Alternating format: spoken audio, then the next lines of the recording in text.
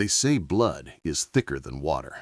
But what happens when your own blood treats you like you're invisible? My name is Roberto Sanchez, and this is the story of how I lost everything to help my daughter, and how I took it all back.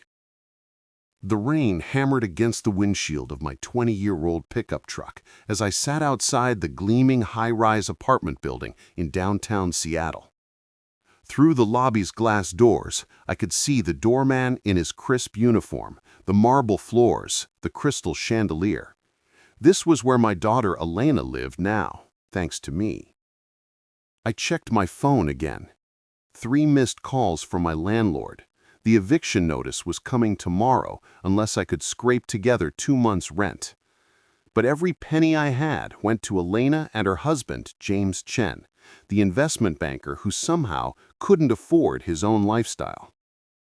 "Papa, I need you to understand," Elena had said 6 months ago, mascara running down her cheeks. "James's family, they're traditional.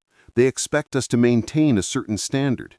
If we lose this apartment, if we can't keep up appearances, his parents will disown him. We'll lose everything." So I gave everything. My retirement fund, gone.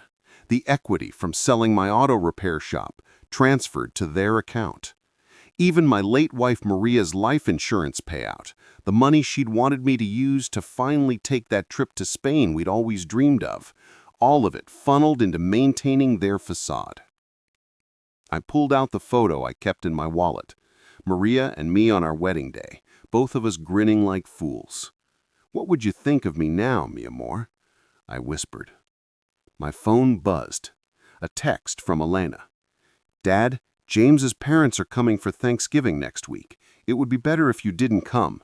You understand, right? They're very particular about who joins family gatherings. I'll call you after." I stared at the message, feeling something inside me break.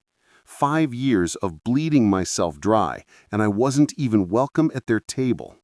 I looked up at their apartment window, 30 floors up, where warm light spilled out into the Seattle darkness. That's when I saw them through the rain, Elena and James on their balcony, champagne glasses in hand, laughing at something on James's phone. They looked so happy, so carefree, like they didn't have a worry in the world. Because they didn't. I carried all their worries for them. I started the truck, my hands trembling not from the cold, but from a rage I'd never felt before. As I drove away, I made a decision that would change everything. They wanted me out of their lives? Fine. But they'd forgotten one crucial detail. Everything they had was still in my name. The thing about keeping secrets is that eventually they always find a way to surface, and James Chen had more secrets than a government database. 3 days after the Thanksgiving text, I sat in the office of Patricia Winters, the private investigator I'd hired with my last $1,000. She slid a manila folder across her desk, her expression grim. "Mr. Sanchez, what I found, it's not pretty." I opened the folder and felt my blood turn to ice. Photos of James at high-end casinos, receipts from exclusive clubs, credit card statements showing cash advances. But that wasn't the worst part. "He's been taking out loans," Patricia continued, "using your daughter's name, her credit. She probably doesn't even know. The apartment you've been paying for? He's been secretly subletting 2 of the bedrooms for cash, pocketing $4,000 a month while telling your daughter they need your money to survive." I gripped the edge of the desk. "There's more, isn't there?" Patricia nodded, pulling out another set of photos. James with a woman who wasn't Elena entering a hotel. Multiple dates, multiple hotels. "Her name is Vivian Liu. She's the daughter of his father's business partner. From what I gathered, the Chen family has been pushing for this match. Your daughter, she's just a placeholder until they can arrange things with the Liu family." The room spun. All those tears Elena had cried, all her fears about losing James, and he'd been planning to leave her anyway, using her, using me, using everyone. "What about Elena?" I asked, my voice hoarse. "Does she know any of this?" "That's the complicated part," Patricia said, pulling out phone records. "She's been in contact with a divorce lawyer for 2 months, but every time she's close to filing, James somehow convinces her to stay. He's got her completely under his control, probably threatening her with the debt he's accumulated in her name." I stood up, my mind racing. "Can you get me copies of everything? Every document, every photo, every piece of evidence?" "Already done," Patricia said, handing me a flash drive. "Mr. Sanchez, what are you planning to do?" I thought of Maria, of the dreams we'd sacrificed, of the shop I'd sold, of the empty refrigerator waiting for me at home while my daughter lived in luxury. I'm going to give them the Thanksgiving they'll never forget. As I left Patricia's office, my phone rang. Elena. "Papa, I'm so sorry about Thanksgiving. Maybe we can have lunch next week instead, somewhere discreet?" "Of course, mija," I said, my voice steady, despite the storm inside me. "Family is everything, isn't it?" "Yes, Papa. I knew you'd understand." Oh, I understood perfectly. And soon, so would they. They say revenge is a dish best served cold. But sometimes you need to turn up the heat to really cook something special. The week before Thanksgiving became my war room. I moved with purpose I hadn't felt in years, each step calculated, each move strategic. First stop, my lawyer, Marcus Thompson, an old friend from the neighborhood who'd made good. "Roberto, you sure about this?"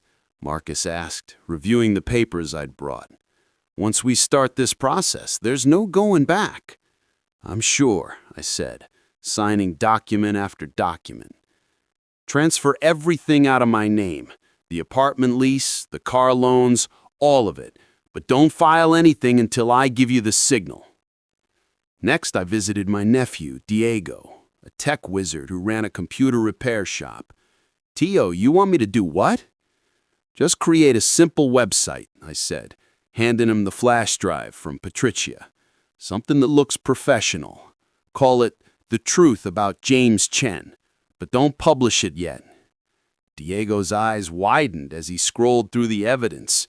"Dios mío, this pendejo's been playing everyone." "Including your cousin," I reminded him. "She's as much a victim as anyone." My next visit was more painful. The storage unit where I'd kept Maria's things, her jewelry, our photo albums, the kilt her mother had made. I'd been saving them for Elena, for when she had children of her own. But now, I loaded everything into my truck. If I wasn't family enough to share Thanksgiving, then these heirlooms would find a new home. The hardest visit was to Father Miguel at St. Joseph's. "Padre, you look troubled," he said, pouring coffee in his small office.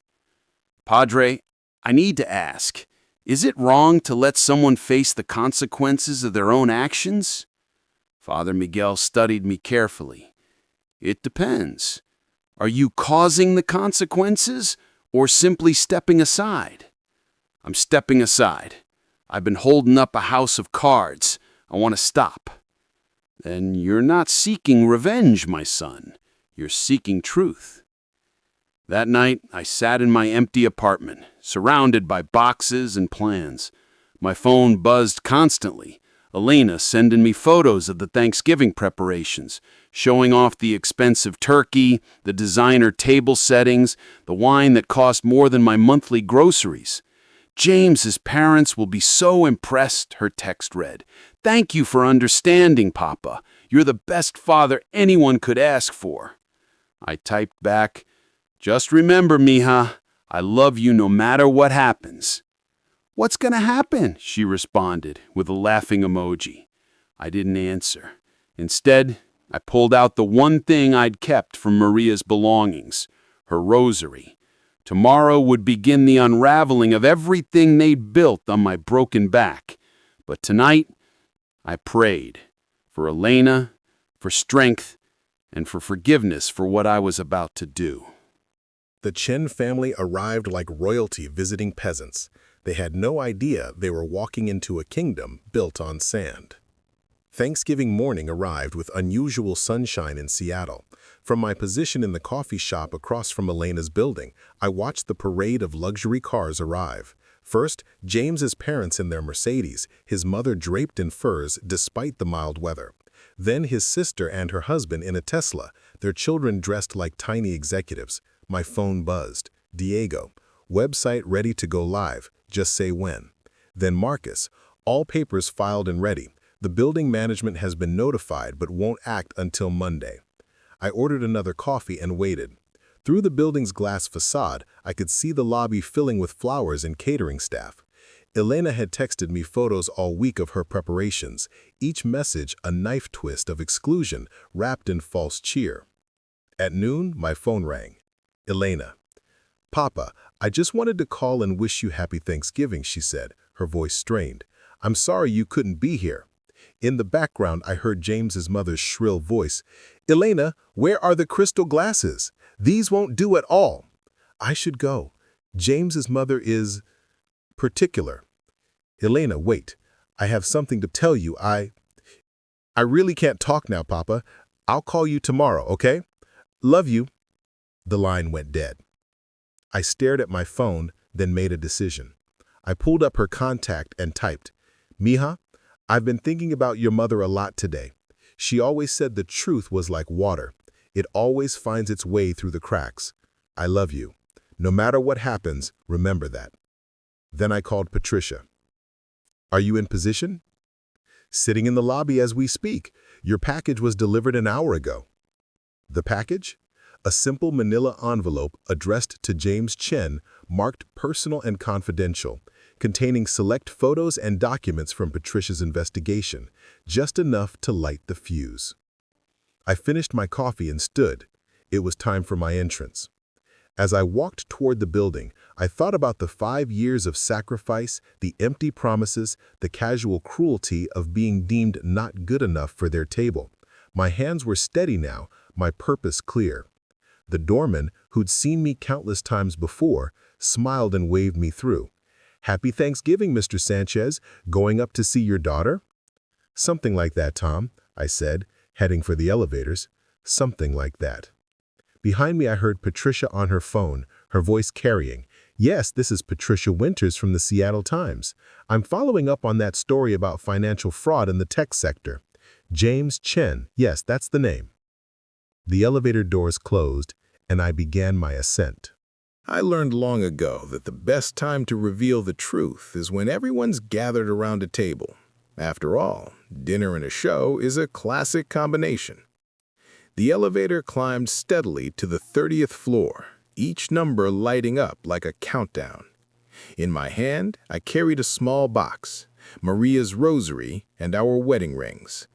If I wasn't welcome at their table, neither were these symbols of the love that had built everything Elena now enjoyed. The hallway was thick with the smell of roasting turkey and expensive perfume. Through the door, I could hear laughter, the clink of glasses, James's booming voice telling some story about a business triumph. I knocked. The laughter stopped. Footsteps approached. The door opened, and there stood James, his face cycling through surprise, annoyance, and fake politeness in the span of seconds. "Roberto, we weren't expecting you." "I know," I said, stepping past him before he could block me, "but I was in the neighborhood." The dining room was like something from a magazine. Crystal chandelier casting rainbow light over china plates, silver gleaming, a turkey that could feed 20 centered on the table. Around it sat the Chen family, all turning to stare at me like I was something scraped off their shoes. Elena jumped up, her face pale. "Papa, what are you doing here?" I came to return something. Family heirlooms. Since I'm not family enough to share your meal, I thought you should decide what to do with them. James's mother, a woman with a face pulled tight by surgery and disdain, sniffed. Elena, who is this person? This person, I said, my voice steady, is the man who paid for this apartment, who paid for that turkey, who paid for everything you see around you. Papa, please, Elena whispered, tears forming. James stepped forward, his jaw tight. Roberto, this is inappropriate. You should leave. Inappropriate? I laughed, the sound bitter. Like taking out loans in my daughter's name? Like subletting bedrooms I pay for? Like meeting Vivian Lee at the Fairmont every Thursday? The room went silent. James's face drained of color. His father stood slowly. What is the meaning of this? Why don't you ask your son? I pulled out my phone, showing them the photos Patricia had sent me. Or better yet, check the envelope that was delivered earlier. Personal and confidential, I believe it said. James's sister gasped, pointing to the side table where an opened manila envelope lay, its contents partially visible. You bastard, James snarled, lunging toward me. But I was already backing toward the door. Oh, and James? You might want to check with building management. Seems there's been a change in the lease. Effective Monday. What did you do? Elena cried. I stopped enabling, I said, my hand on the doorknob. I stopped pretending that love means accepting disrespect. James's mother had found the photos, her shrieks filling the apartment. His father was reading the financial documents, his face growing darker with each page. Papa, please. Elena reached for me, but I stepped back. I love you, mija. I always will.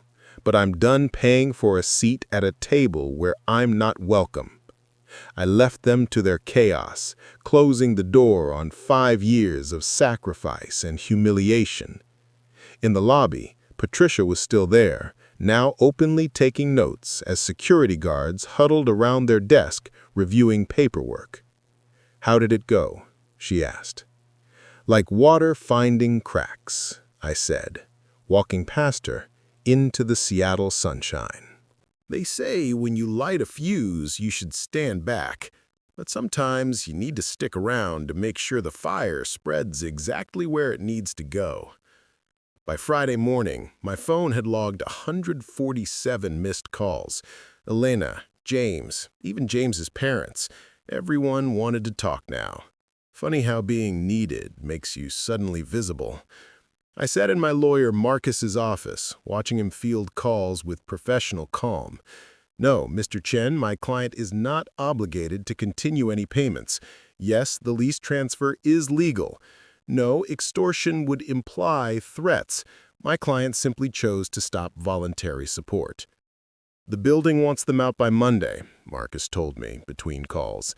James is scrambling to qualify for the lease on his own, but with his real financial situation, he shrugged. My phone, finally turned back on, immediately rang. Elena. Papa, how could you do this? She was sobbing. James's parents left. They're furious about the debts, about Vivian.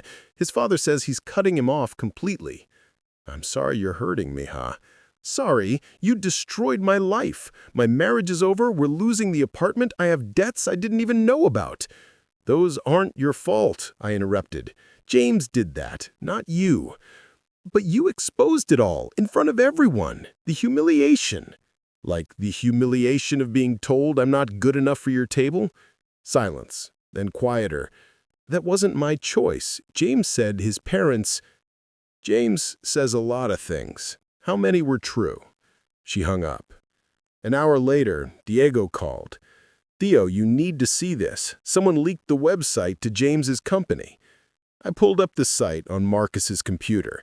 The visitor counter was spinning like a slot machine. Comments were pouring in. Former employees, other women James had strung along, business partners he'd cheated. This is snowballing, Marcus said, reading over my shoulder. Roberto, this could destroy him completely." "He destroyed himself," I said.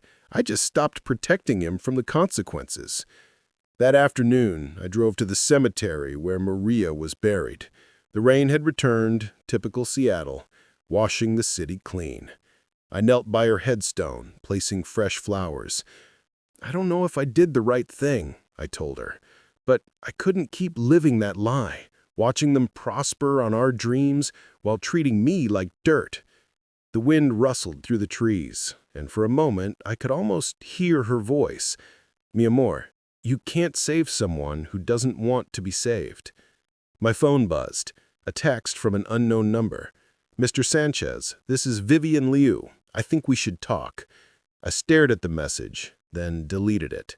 I was done being pulled into their drama. As I stood to leave, a familiar car pulled up. Elena stepped out, her designer clothes wrinkled, her makeup smeared. She looked like she'd aged 5 years in 2 days. "I went to your apartment," she said. "Your landlord said you were evicted." "Yesterday," I confirmed. "Couldn't make rent. All my money went somewhere else." She flinched. "Papa, I didn't know about any of it. The loans, the subletting, the other woman. I feel so stupid." "You're not stupid. You were in love." "With an illusion," she said bitterly. "James admitted everything, said he was planning to divorce me after his parents arranged things with Vivian. I was just convenient, a way to rebel against their family while still living off their money. And yours." We stood in the rain, the distance between us feeling like miles despite being just feet apart. "Where will you go?" she asked. "Diego's offering me a spare room. I'll figure something out." "Papa, I'm sorry for everything, for choosing them over you, for being ashamed." Her voice broke. "I know, but sorry doesn't rebuild 5 years of bridges burned." She nodded, tears mixing with rain. "The apartment, they want us out Monday. James is staying with a friend. I don't know where I'll go." Part of me wanted to offer help, to fall back into the pattern of saving her, but I stayed silent. "I should go," she said finally. I wanted you to know you were right about everything." As she walked back to her car, I called out, "Elena." She turned, hope flickering in her eyes. "Your mother's rosary. It's in the box I left. Keep it safe." She nodded and drove away, leaving me alone with Maria's memory and the strange lightness of having nothing left to lose. When you pull one thread, sometimes the whole tapestry comes apart, and James Chen's life was nothing but loose threads pretending to be silk. Saturday morning brought unexpected visitors. I was helping Diego in his shop when a black town car pulled up. Out stepped Richard Chen, James's father, looking like a man who'd swallowed broken glass. "Mr. Sanchez," he said, his usual arrogance replaced by something almost like humility. "We need to talk." I kept working on the computer I was fixing. "I don't think we do." "Please, 5 minutes." Diego looked at me, eyebrows raised. I nodded, and we stepped outside. "My son," Richard began, then stopped, struggling with words. "My son has disgraced our family. The debts, the gambling, the lies, but worse, using your daughter as a prop in his rebellion against us." "And you're telling me this why?" "Because I owe you an apology." The words seemed to physically pain him. I treated you poorly, looked down on you. Meanwhile, you were the only one showing real family values, supporting them, while he trailed off. "While you judged me for being a mechanic instead of a banker?" He nodded. "I've cut James off completely. The investigation at his firm, they found irregularities. He's been embezzling to fund his lifestyle. He'll be lucky to avoid prison." I felt no satisfaction, only tiredness. "What do you want from me, Mr. Chen?" "Nothing. I wanted you to know that Elena had nothing to do with any of it. She was a victim too. And if you could find it in your heart to forgive her. That's between me and my daughter." He left without another word, his town car disappearing into Seattle traffic. That afternoon, Patricia called with more news. The story's been picked up by local media. Tech executives fall from grace. James's company fired him, and the state attorney's office is opening an investigation. What about Elena? Clean, as far as the investigation goes. The debts in her name are being challenged as fraud. She might actually come out of this okay, legally speaking. Emotionally was another story. Diego showed me Elena's social media, all deleted. Her friends, the ones who'd basked in her reflected luxury, had vanished like smoke. The Chen family's social circle had closed ranks, and she was on the outside.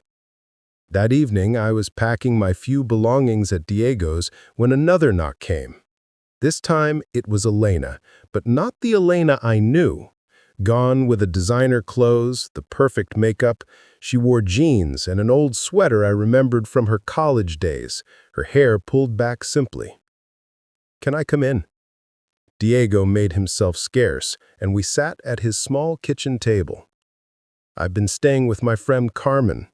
Remember her? From high school?" I nodded. Carmen, who Elena had dropped when she entered James's world. She took me in without question, said she'd been waiting 5 years for me to come to my senses. Laughed bitterly. Everyone saw it but me. "Love makes us blind sometimes." "It wasn't love," she said firmly. "It was, I wanted to be someone else, someone important, someone who belonged in that world, and I was willing to sacrifice anything, anyone to stay there." She pulled out an envelope, sliding it across the table. "I know it doesn't make up for anything, but it's a start."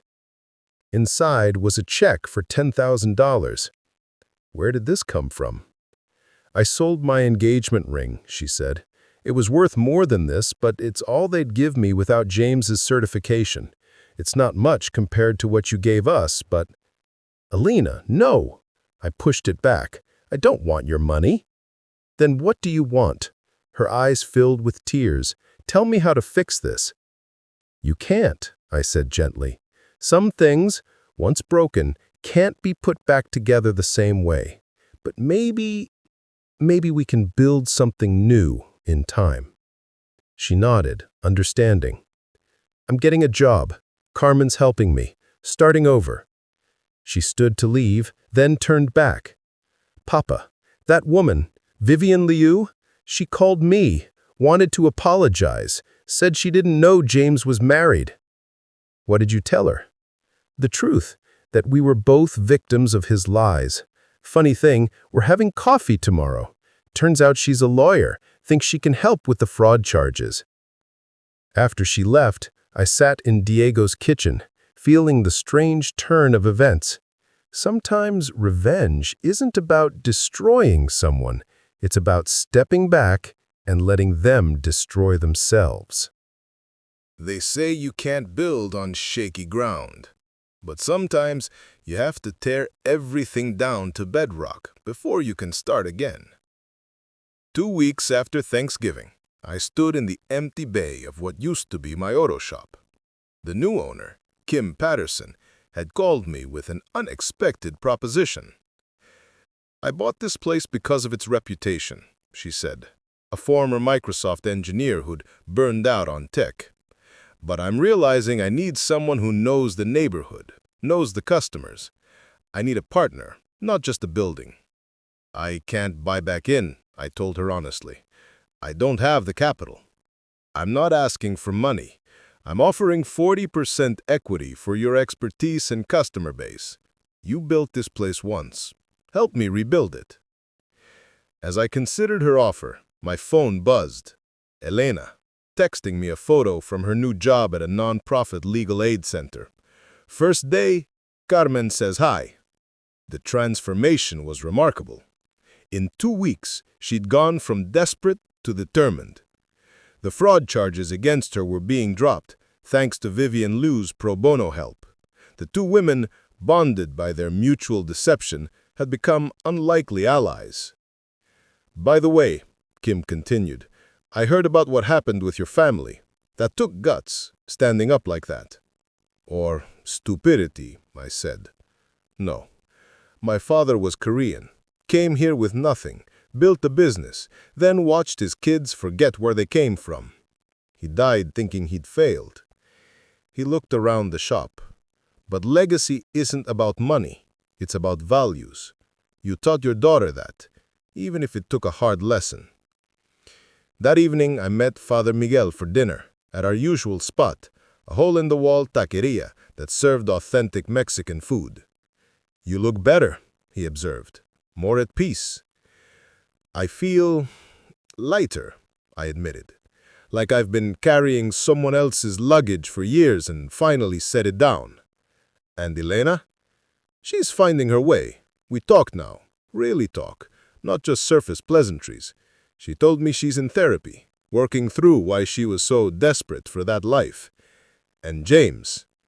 I shrugged. "Under investigation. His parents hired good lawyers, but the evidence is overwhelming.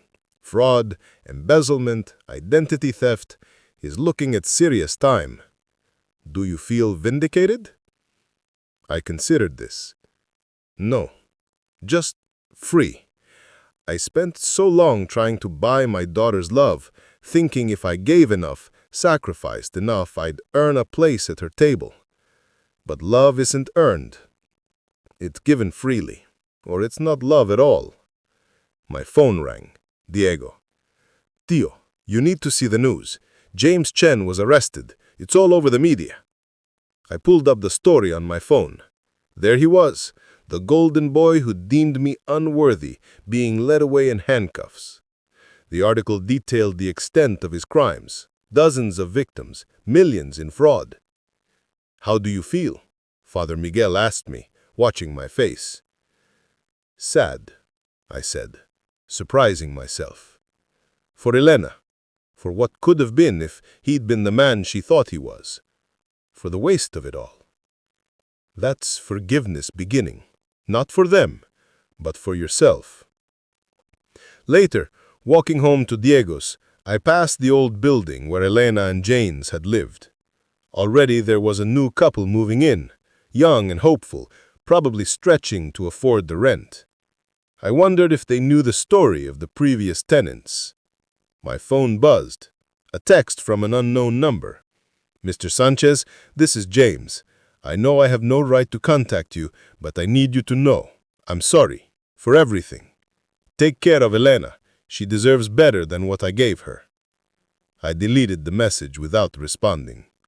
Some bridges, once burned, should stay ash. But others could be rebuilt, stronger for having been tested by fire. Sometimes your greatest support comes from the most unexpected places, and sometimes the person who helps you heal is the one you'd least expect. 3 weeks into December, Seattle was wrapped in its usual gray blanket, but my life had taken on unexpected color. The shop partnership with Kim was official, and we were set to reopen after New Year's. But first, there was an unexpected invitation to address. "Coffee?" Vivian Liu had texted. "I have a proposition that might interest you." We met at a quiet cafe in Fremont, far from the glossy downtown towers where James had played his games. Vivian was nothing like I had expected, sharp-featured but warm, with an easy laugh that seemed at odds with her serious profession. "Mr. Sanchez, Roberto, I'll be direct. I've been looking into James's activities, helping Elena and others recover from his fraud, but I keep finding more victims, elderly parents, immigrant families, people who trusted him because of his position. And I want to set up a fund, pro bono legal services for financial fraud victims, but I need someone who understands the community, someone they'll trust." She leaned forward. "You exposed James when no one else would. People respect that." "I'm a mechanic, not a social worker." "You're a father who stood up for what's right. That carries weight." She pulled out a folder. "These are some of the families. Look at their stories." I flipped through the pages, seeing echoes of my own story. Parents draining savings for children. Immigrants taken advantage of by those who spoke the language of success. "Why do you care?" I asked. "You were almost part of that world." Her smile turned rueful. "Almost. My parents pushed for the match with James because they wanted me in that circle. But seeing what he did, how that whole system operates, I realized I'd rather fight for people like you than become people like them." Before I could respond, my phone buzzed. "Elena, Dad, can you come to the Legal Aid Center? There's someone here who needs to talk to you." An hour later, I found myself facing Margaret Chen, James's mother. But this wasn't the imperious woman from Thanksgiving. This was someone broken, aged a decade and a month. "I owe you an apology," she began, her voice barely above a whisper. "And more than that." Elena sat beside me, her hand on my arm. "She's been coming to the center. She wants to help the victims." "My son," Margaret continued, "I created him. The entitlement, the belief that appearance mattered more than substance. I taught him that." Tears ran down her carefully made-up face. "When you stood in our dining room, telling the truth, I hated you, but you were the only honest person there." "Mrs. Chen, please, let me finish." She pulled out a checkbook. "I can't undo what James did, but I can help fix it. I want to contribute to the fund Miss Liu is establishing, anonymously. It's what my husband would have wanted, before he lost his way too."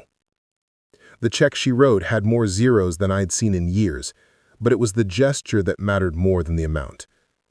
"Why?" I asked. "Because you loved your daughter enough to let her fall. I loved my son so much I never let him stand on his own." She stood to leave, then turned back. "Mr. Sanchez, that rosary you left, Elena showed it to me. It's beautiful. You come from real wealth, the kind that can't be bought." After she left, Elena and I sat in silence. "She's been coming every day," Elena finally said. "Volunteering, filing papers, making coffee. I think she's trying to find redemption. We all are, in our way." "Even me?" I looked at my daughter, really looked at her. The designer clothes were gone, replaced by simple professional wear. But more than that, the desperate need to impress had left her eyes. "Especially you, mija." That evening, I found myself at dinner with an unlikely group. Kim discussing business plans, Vivian outlining the legal fund, Diego offering tech support, and Elena quietly taking notes. Even Father Miguel had joined us, blessing our efforts with his presence. "To unexpected alliances," Kim toasted, raising her beer. "To second chances," Elena added, softly, meeting my eyes. As we clinked glasses, I thought about how revenge had led to something else entirely, not destruction, but transformation. Sometimes you have to tear down the false to build something true. Justice has a way of arriving when you least expect it, but sometimes it needs a little help finding the right address. The week before Christmas brought Seattle its first real snow in years, blanketing the city in deceptive purity. I was at the shop with Kim, preparing for our grand reopening, when Detective Sarah Morrison walked in. "Mr. Sanchez, I'm investigating the Chen case. We need your testimony." I set down my wrench. "I've already given statements. This is different. We've uncovered a larger network.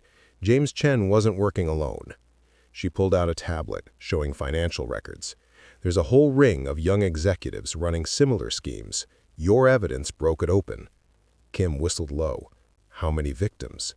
"Hundreds, maybe thousands. Mostly immigrant families, elderly parents."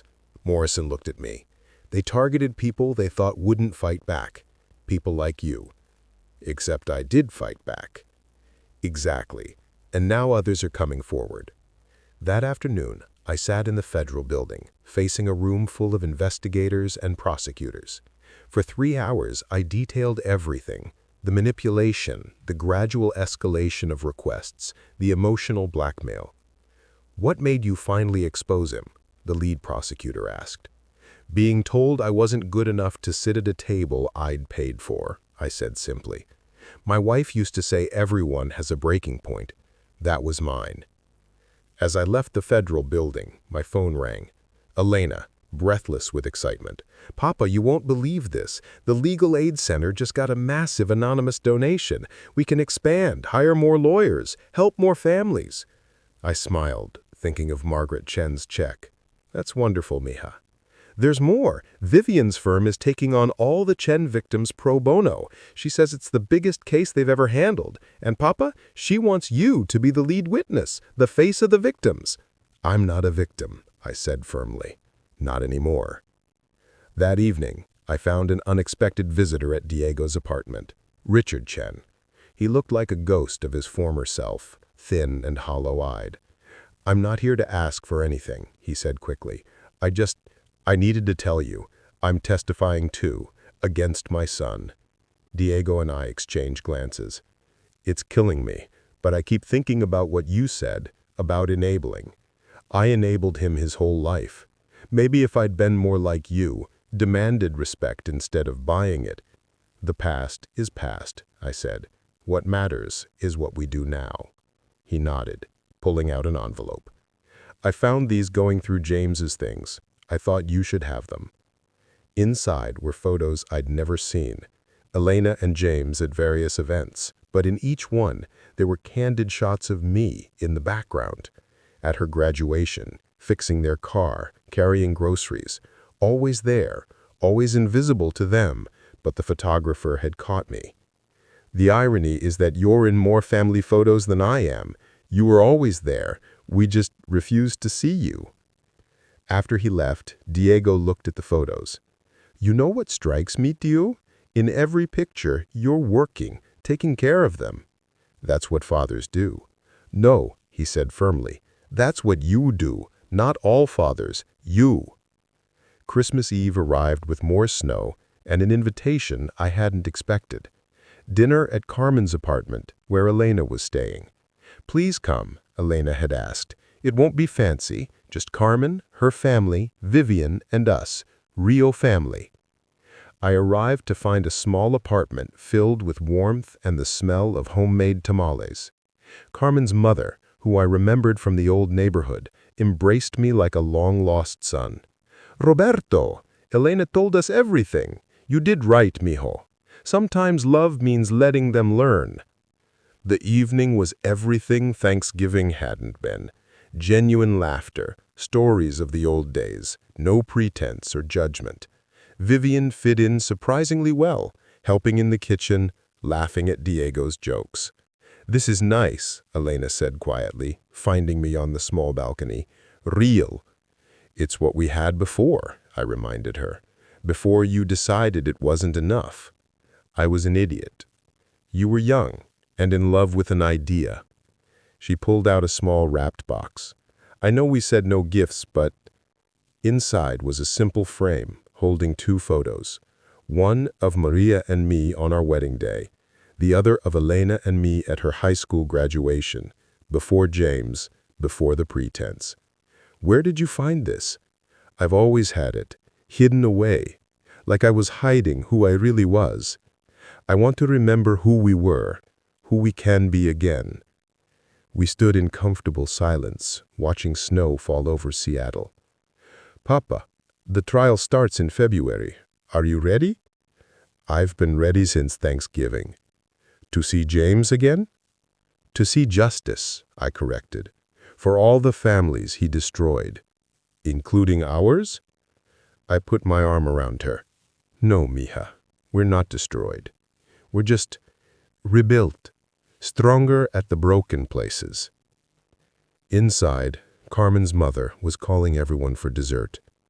As we headed back to warmth and family, I felt Maria's presence, approving of this new chapter. Sometimes the best revenge isn't destruction, it's resurrection. They say the truth will set you free, but first, it might drag you through hell, and I was about to enter the courtroom of my own making. February arrived with unusual clarity in Seattle, the sky a crisp blue that felt like an omen. I stood outside the federal courthouse in a suit Diego had helped me pick out. Nothing fancy, but respectable. Clean. Honest. "You ready for this deal?" Diego asked, adjusting his own tie. "As ready as anyone can be to face the past." Inside the courthouse buzzed with media attention.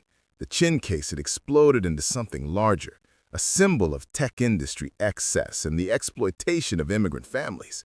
Reporters thrust microphones at anyone who looked connected to the case. "Mr. Sanchez, how does it feel to be the man who brought down James Chin?" I pushed past without comment. This wasn't about bringing anyone down. It was about lifting the truth up. The courtroom was packed.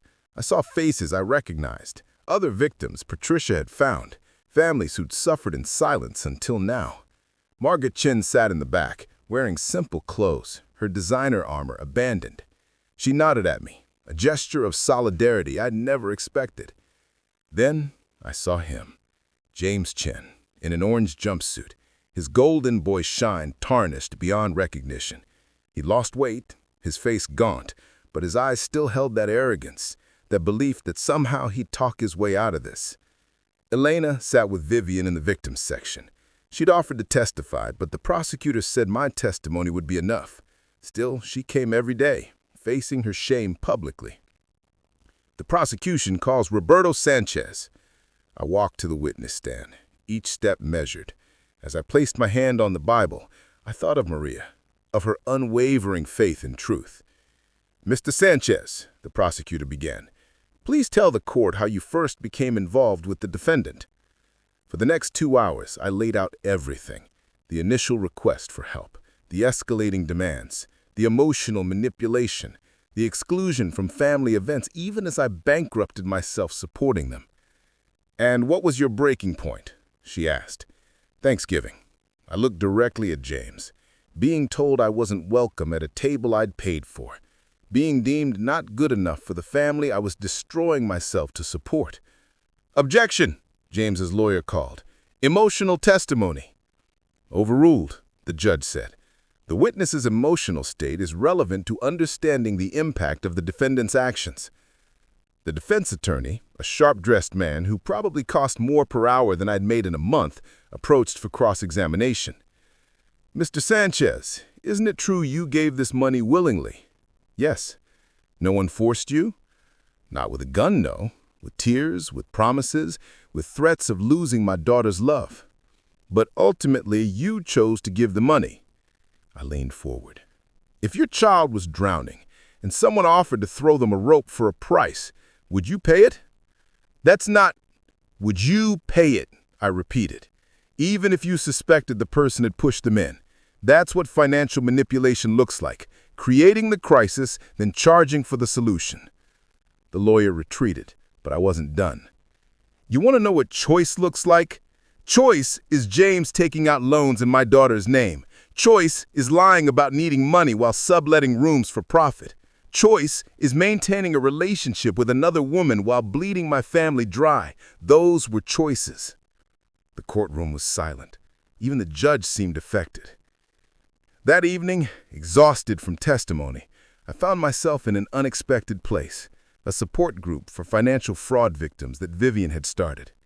The room was full of stories like mine. "I mortgaged my house to pay for my son's medical bills. Turns out he was using it for gambling. My daughter convinced me to invest my retirement in her boyfriend's startup. It never existed." As I listened, I realized the true scope of what we were fighting. This wasn't just about James Chin. It was about a culture that prioritized appearance over substance, that taught young people to see their families as ATMs rather than foundations. "Mr. Sanchez," a young woman approached after the meeting. "I'm Lisa Park. My parents, they're going through something similar with my brother. Your testimony today gave them courage to act." "I'm no hero," I said. "You stood up. That makes you a hero to us." Walking home, I passed the old auto shop. Kim had lights on, working late to prepare for our reopening. She waved me in. "Saw you on the news. You did good today." "It's not over." "No," she agreed. "But you've started something. Look." She showed me her laptop, Social media posts, news articles, people sharing their own stories of financial manipulation by family members. Hashtag Sanchez Strong was trending. You gave people permission to stop enabling. That's powerful.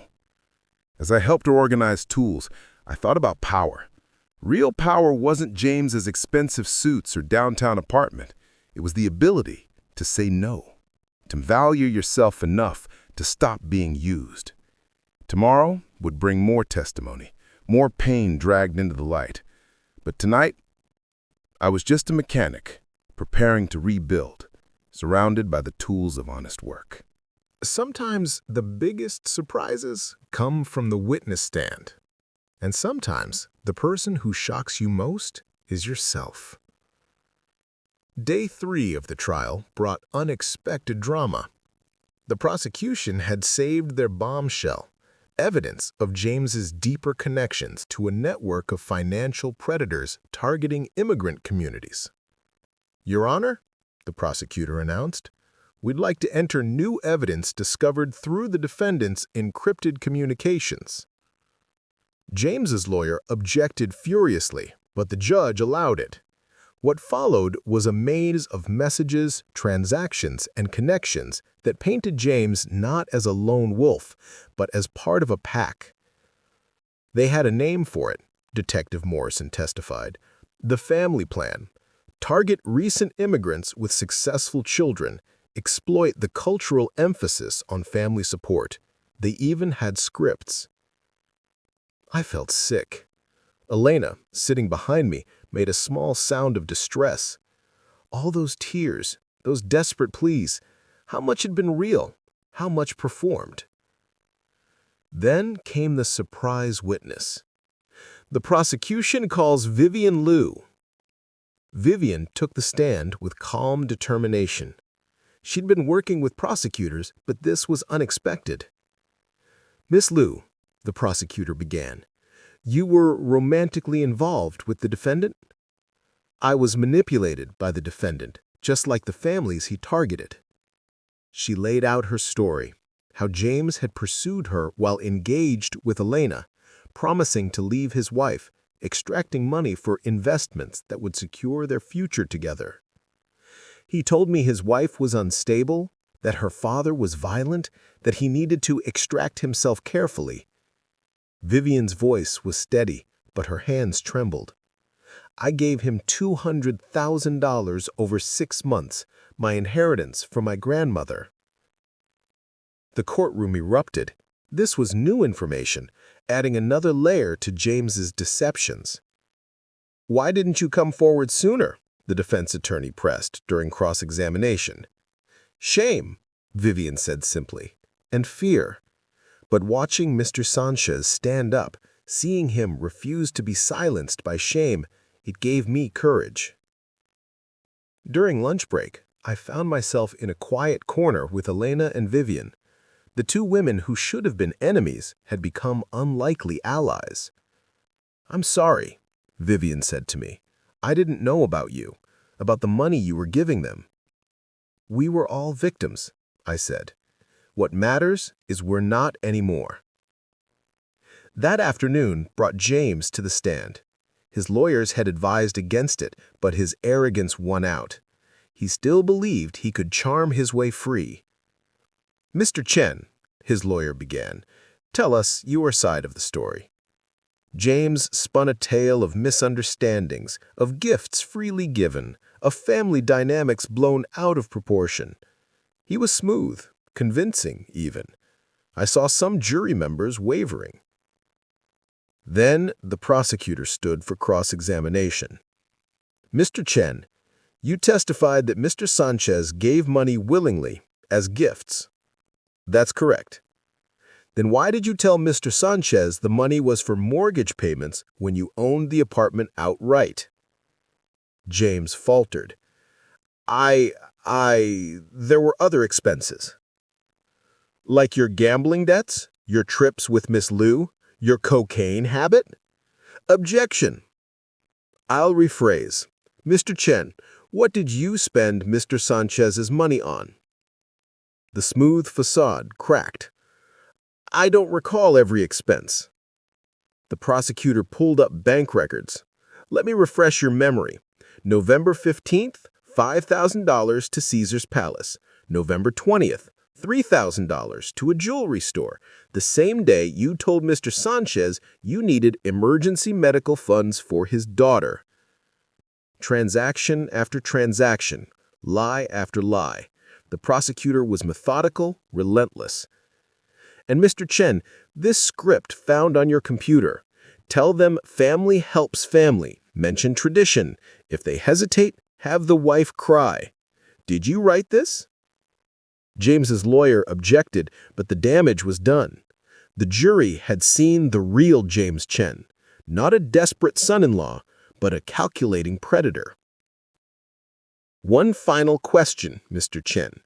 On Thanksgiving, why did you exclude Mr. Sanchez from dinner? James's jaw tightened. My parents had certain expectations. Your parents? Or you?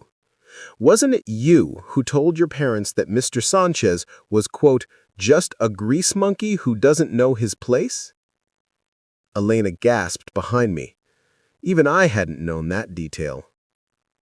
I don't recall saying that. No? Well, your mother recalls. She's provided a sworn statement. As James left the stand, our eyes met. The golden boy was tarnished beyond repair, and we both knew it. That evening, Margaret Chen approached me outside the courthouse. I'm sorry, she said, for what he said, for what we all thought. Your testimony helped, I acknowledged. It's not enough. Nothing will be enough. She looked older, fragile. But I want you to know, Richard and I are divorcing. I'm selling everything, giving it to the victim fund, starting over. That's not necessary, I began. Yes, it is, she interrupted. You showed me what real family means, what real sacrifice looks like. I spent 40 years building a palace on sand. Time to find solid ground. As she walked away, Elena took my arm. You okay, Papa? I'm thinking about your mother, I admitted. What she'd say about all this. She'd be proud, Elena said firmly. You stood up for yourself, for all of us who couldn't or wouldn't. The stars were coming out over Seattle, barely visible through the city lights. Tomorrow would bring closing arguments, then jury deliberation. But tonight I felt something I hadn't in years. Vindication. Not revenge, but the simple power of truth told plainly. Come on, Elena said. Carmen is making dinner. Real food, not courthouse cafeteria sandwiches. As we walked to her car, I realized I'd found my family again. Not the one I'd tried to buy my way into, but the one that had been waiting for me to value myself enough to accept their love. They say justice is blind, but sometimes she needs regular people to help her see the truth. And today, 12 strangers would decide if my truth mattered. The morning of closing arguments brought Seattle's typical February rain, washing the courthouse steps clean. I arrived early, needing quiet time before the chaos. In the empty hallway, I found an unexpected companion, Richard Chen. Couldn't sleep either? He asked, looking haggard. Not a wink. We sat in uncomfortable silence before he spoke again. I've been thinking about what you said, about enabling. I gave James everything except boundaries. You gave Elena everything except your dignity. We both failed in different ways. Maybe, I said, but we're here now, trying to make it right. Are we? Or are we just watching our children burn? His voice cracked. He's my son. Despite everything, he's my son. And Elena's my daughter. But loving someone doesn't mean protecting them from consequences. The courtroom filled quickly. Media, victims, curiosity seekers, all drawn to the drama of fallen golden boys and immigrant families fighting back. Elena sat with Carmen and Vivian, a united front I'd never imagined possible. The prosecutor's closing argument was surgical in its precision. She laid out the evidence like a map of deceit: forged documents, hidden accounts, the network of conspirators, the scripts for manipulation. This isn't just about money, it's about trust. The defendant weaponized the most sacred bonds, family, love, cultural duty, and turned them into tools of exploitation. Roberto Sanchez and dozens like him weren't just robbed of money, they were robbed of dignity, of relationships, of their faith in family itself. The defense attorney painted a different picture. A young man overwhelmed by expectations, making poor choices, but not criminal ones. Gifts between family members aren't fraud. Bad judgment isn't conspiracy. But his heart wasn't in it. The evidence was too overwhelming. James's own testimony, too damaging. During the lunch break, I found myself on the courthouse steps, needing air. A small crowd had gathered, other victims, their families, supporters. An elderly Korean woman approached me. "Mr. Sanchez, I'm Mrs. Park. My son. He did the same to us, but we were too ashamed to speak up. Until you." One by one, they shared their stories. Vietnamese grandparents who'd sold their restaurant, a Mexican family who had lost their home, Filipino nurses who'd emptied their retirement accounts, all for children who'd learned to see shame as a weapon. "You gave us voice," Mrs. Park said, pressing my hand. "Win or lose today, you gave us voice." When we returned for the verdict, the courtroom was electric with tension. The jury filed in, their faces unreadable. "Has the jury reached a verdict?" "We have, Your Honor." My heart hammered as the foreman stood. "On the count of wire fraud, we find the defendant guilty. On the count of identity theft, we find the defendant guilty. On the count of conspiracy to commit fraud, we find the defendant guilty. Guilty, guilty, guilty. 23 counts in all." James swayed on his feet. His mother, sitting behind him, began to sob. But these weren't the manipulative tears I'd once responded to. These were the real tears of loss, real recognition. Elena gripped my hand as the judge thanked the jury. Sentencing would come later, but the verdict was clear. The golden boy would trade his suits for prison orange. As court adjourned, chaos erupted. Reporters shouted questions, lawyers made statements, families embraced. In the middle of it all, James turned to look at me one last time. The arrogance was gone, replaced with something I'd never seen in his eyes: fear. Outside, Vivian was giving a statement to the press about the Victim Fund, now fully operational with Margaret Chen's donations and others. Elena stood beside her, no longer hiding from the cameras. "Papa, how do you feel?" "Tired," I admitted, "and sad. This isn't celebration. It's just necessary." That evening, we gathered at the shop. Kim, Diego, Elena, Carmen, even Vivian. The space that had once been my whole world, sold to fund someone else's lies, now stood ready for rebirth. "To second chances," Kim toasted, raising a beer. "To truth," Diego added. "To family," Elena said, looking at me. "Real family." As we drank, Father Miguel arrived with unexpected guests, some of the families from the courthouse. Mrs. Park, the Filipino nurses, others who'd found courage in shared pain. "We wanted to thank you," Mrs. Park said, "and to ask, the shop, when it opens, we want to be customers, support someone who supported us." "It's just an auto shop," I said. "No," she smiled. "It's a symbol that we can rebuild, that we matter." As the evening wore on, the shop filled with laughter, stories, connections. Kim worked the room, translating for some, comforting others. The woman who had once been ashamed of her working-class roots now embraced them fully. "She's different," Vivian observed, joining me by the window. "We all are. You know James will probably get 10 to 15 years. I nodded. "It's not about the time. It's about the message that we won't be silent anymore." "What's next for you?" I looked around the shop, at the community forming organically in this space. Building, not just cars, connections. Kim wants to start a program teaching kids from the neighborhood about mechanics, about honest work. And the Victim Fund needs advocates, people who understand the community. From mechanic to activist? Still a mechanic, just fixing different things now.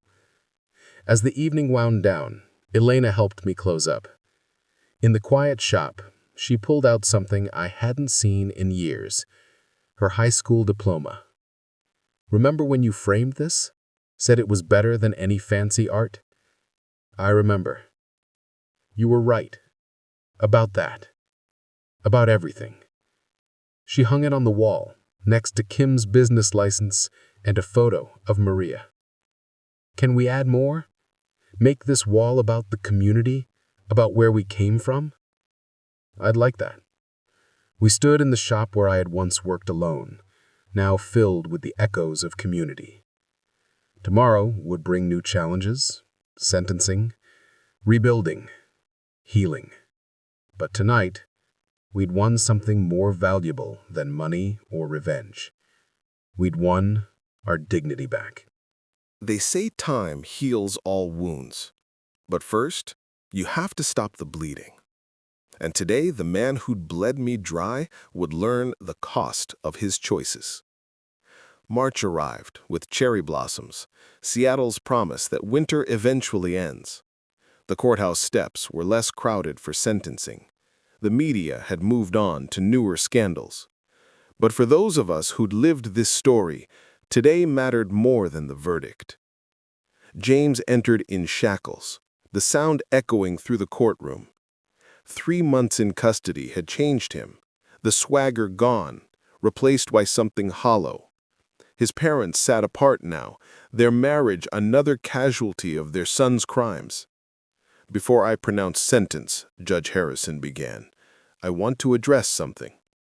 This case has exposed a troubling pattern in our community, the exploitation of immigrant families, of parental love, of cultural values.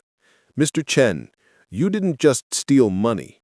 You stole trust, dignity, and family bonds that may never heal." The victim impact statements began. One by one, families spoke their truth. Mrs. Park's son translating as she wept through her story. The Filipino nurses describing working extra shifts to cover what James's network had stolen. Each story a thread in the tapestry of damage. Then it was my turn. I stood, my prepared statement in hand, but set it aside. "Your Honor, I'm a simple man. I fix cars. I worked with my hands to build a life, a business, a future for my daughter. James Chen made me ashamed of that work, made me feel like it wasn't enough. So I gave everything trying to be enough." I looked at James directly.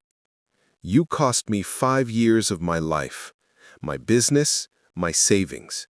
But worse, you cost me my relationship with my daughter. You made her ashamed of where she came from, of who I was. That's the theft I can't forgive. But here's what you didn't take: my integrity, my community, my ability to rebuild. While you were scheming, I was working. While you were lying, I was learning. And now, while you're facing consequences, I'm facing forward." I sat down to silence, then scattered applause from the gallery despite the judge's warning. Elena was next. Her voice shook, but her message was clear. I was your accomplice, not in your crimes, but in the culture that enabled them. I chose your world over my father's love. I let you make me ashamed of the man who sacrificed everything for me. That shame is my burden to carry. She turned to the judge. Your Honor, whatever sentence you give, it won't undo the damage. But maybe it'll stop others from thinking they can weaponize family love for profit. When all statements were done, Judge Harrison delivered the sentence. 12 years federal prison, followed by 3 years supervised release, restitution to all victims, asset forfeiture of everything purchased with stolen funds. James's mother wailed. His father sat stone-faced. But James himself seemed almost relieved, like a mask he'd worn too long could finally come off. As marshals led him away, he stopped near our row. Mr. Sanchez, take care of Elena. She deserves better than what I gave her. I nodded, not trusting my voice. Outside the courthouse, the victim families gathered one last time.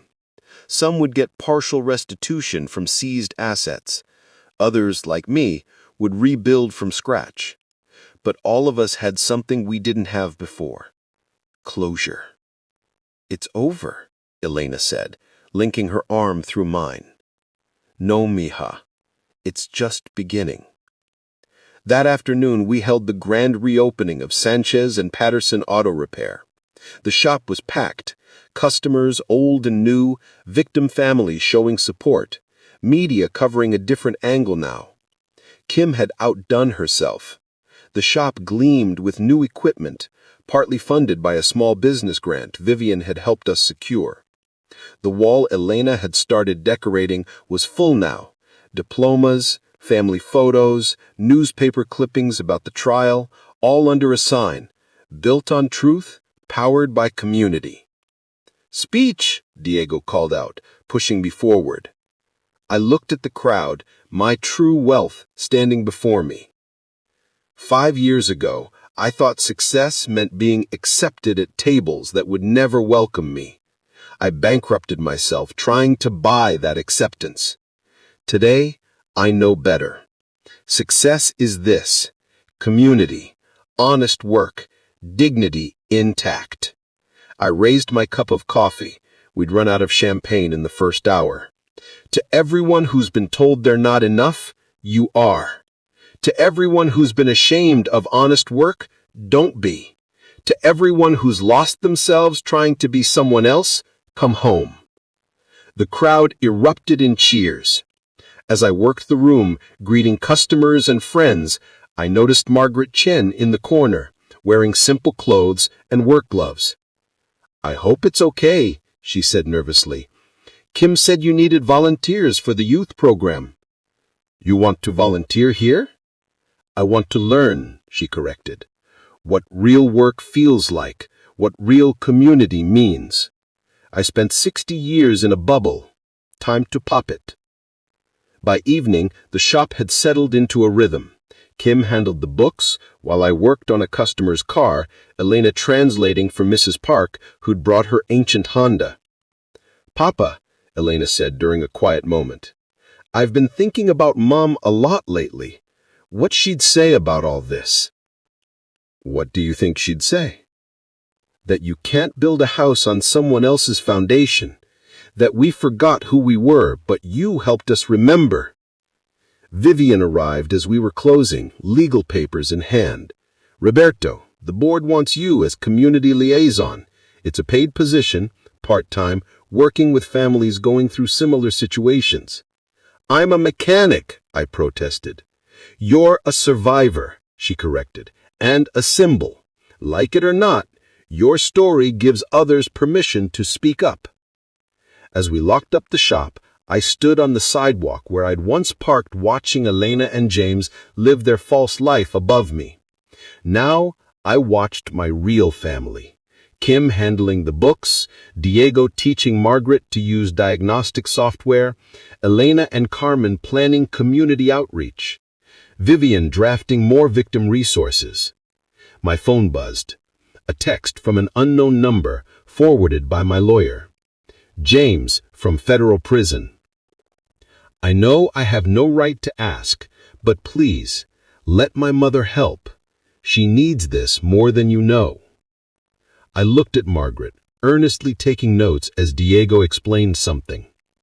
Everyone deserved a second chance to build something real. I told Kim, she can stay. Everyone needs to learn somewhere. The cherry blossoms were falling now, pink petals covering the sidewalk like nature's confetti. 5 years ago, I'd stood on this same street, broken and bitter, plotting revenge. Now I stood here rebuilt, not because of the breaking, but because of it. Sometimes you have to tear everything down to discover what's truly worth building. They say you can't go home again, but sometimes home isn't a place, it's the people who see your worth when you've forgotten it yourself. 1 year later, I stood in the same cemetery where this journey began, placing fresh flowers on Maria's grave. But this time, I wasn't alone. Abuela Maria, Elena said softly, arranging the flowers. We made it through, just like you always said we would. The past year had transformed us all. The shop thrived, becoming more than a business. It was a community center where kids learned trades, families found support, and second chances were standard service. Margaret Chen, now our most dedicated volunteer, taught business skills while learning humility. Even Richard had found his way to us, quietly funding scholarships for the youth program. Mr. Sanchez? A young voice interrupted my thoughts. Carlos, one of our program kids, stood nervously with his parents. We wanted to thank you. Carlos got accepted to technical school, full scholarship. That's his achievement, not mine. But Carlos shook his head. You showed me work wasn't something to be ashamed of, that these hands, he held them up, already scarred from honest labor, could build a future. After they left, Elena and I walked through the cemetery in comfortable silence. So much had changed, yet some things remained constant. My love for her, her growing understanding of what real wealth meant. I got a letter, Elena said suddenly, from James. I tensed, but said nothing. He's in a prison education program, getting his real estate license, planning to help other ex-convicts find housing when he gets out. She pulled out the letter. She asked me to tell you he finally understands what you tried to teach us, that respect can't be bought, only earned. Do you believe him? Does it matter? His journey is his now. Mine is here. We reached my truck, the same one I'd sat in that rainy night, excluded and bitter. Now, it bore the shop's new logo, designed by one of our youth program graduates. There's something else, Elena said as we drove. Vivian and I are starting a nonprofit, financial literacy for immigrant families, teaching them their rights, how to spot exploitation, how to say no even to family. That's wonderful, mija. We want to call it the Maria Sanchez Foundation, if that's okay. I had to pull over, emotion overwhelming me. Maria, who believed in education, in lifting others up, in the dignity of honest work, her name would live on, protecting families like ours. That evening, the shop hosted its monthly community dinner. The space overflowed with voices in different languages, children playing between tool benches, elderly people sharing stories over Kim's famous Korean barbecue fusion. Look at this, Diego showed me his phone. Remember that website about James? I converted it. Now it's a resource site for fraud victims, getting thousands of hits a month. Patricia Winters was there too, now a regular volunteer. You know, Roberto, when you hired me to investigate James, I thought it was about revenge. But you were really investigating yourself, what you'd accept, what you were worth. Maybe, I admitted. Sometimes we need to see the worst to recognize the best.